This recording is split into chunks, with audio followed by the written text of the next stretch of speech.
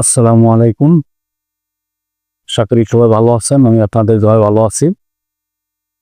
একটা বিষয়ে সবাই অবগত আছেন যে কিছুদিন গত ২-৩ দিন আগে আমেরিকান প্রেসিডেন্ট ডোনাল্ড ট্রাম্প উনি বাংলাদেশি পণ্যের উপরে 37% শুল্ক বসিয়েছেন। তো আশা করি ডক্টর ইউনূস স্যার যারা আছেন এটা নিয়ে দৌড়াদৌড়ি করার কোনো লাভ নেই। কারণ ট্রাম্প তো ট্রাম্পই। উনি যা বলে উনি এক ধরালো। তো আমরা এটা প্রভাবটা বিশেষ করে বেশি করবে পোশাক শিল্প প্রতিষ্ঠানে যারা চাকরি করে, আমরা যারা চাকরি করি সবার উপরে। দয়া করে সবাই এই প্রতিষ্ঠানটাকে টিকিয়ে রাখার জন্য যথেষ্ট চেষ্টা করবেন এবং কিছু কিছু বিশৃঙ্খলা হয়, এই বিশৃঙ্খলাগুলা এড়িয়ে চলবেন। সবসময় মানুষের দাবি দেওয়া চাকরি করে সেটা চাওয়া পাওয়ার মাধ্যমেই খাটবে।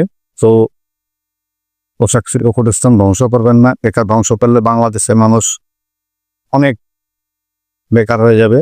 ইতিমধ্যে দেখেছেন বাংলাদেশে অনেকগুলো ফ্যাক্টরি বন্ধ হয়ে গেছে। প্রতি কিন্তু আসলে মালিক না, প্রতি আমাদেরই হচ্ছে। মালিকরা মনে করেন একটা ফ্যাক্টরি বন্ধ হলে তাদের কিছু আসে যায় না, তারা ব্যাংক ব্যালেন্স মোটামুটি যা আছে তা দিয়ে মোটামুটি চলে যেতে পারবে।